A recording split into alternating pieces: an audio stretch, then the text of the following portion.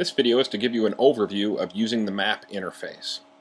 Now in the map interface you have different sizes of map: small, medium, and large. Medium's the default. You can see the zoom level, so as you zoom in and out of the map you can see what zoom level you're at.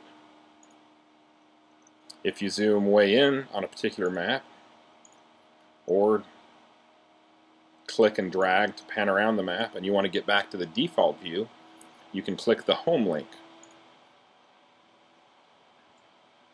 The elevation button, when you click the elevation button, you'll see a little arrow in the middle of the screen.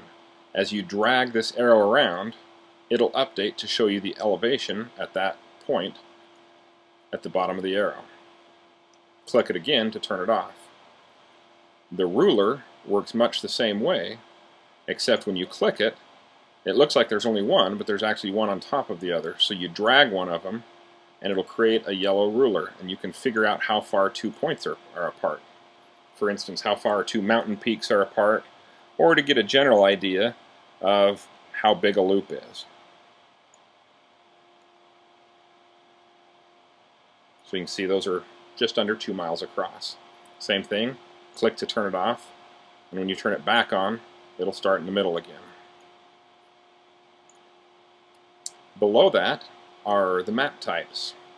The default view is a shaded relief map. It gives you a really good overview, and you can see the sand dunes down here, for instance, or you can see Elephant Butte and different features. There's not a whole lot of detail in this.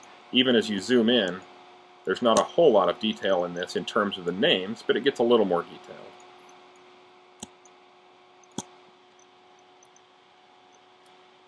The next map type is satellite, and that can get very detailed. As you can see, you can zoom in to the point that you can see the individual trees and bushes. Also available is the topo map. Topo maps are super useful for zooming in and seeing particular areas, like the canyon right over here is Cottonwood Canyon. And if you zoom in on the topo map, you can get a pretty good feel for the area because they're very detailed maps, and the further you zoom in, the more detailed they become.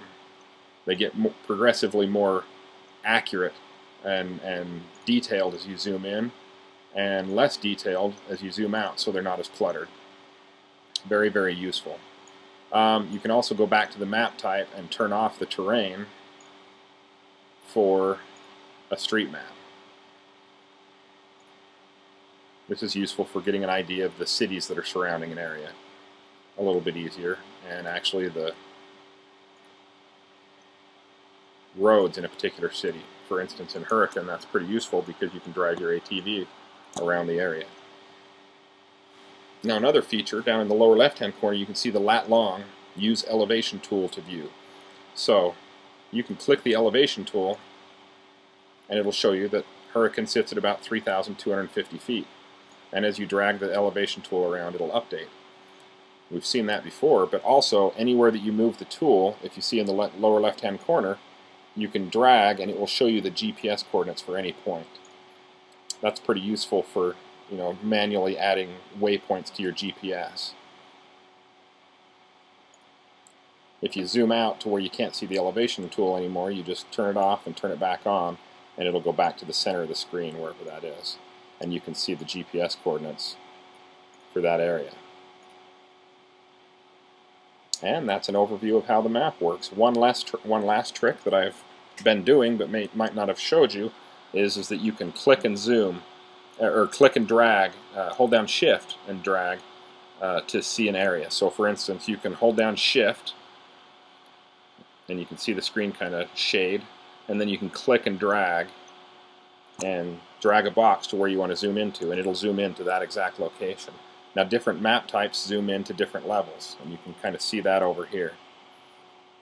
So this map type, if I switch back onto terrain, you'll see that you can't zoom in as far. If you switch to satellite, you can zoom in further.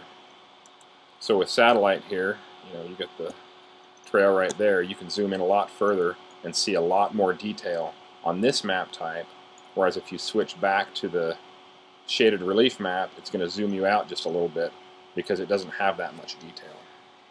And that's an overview of the mapping features.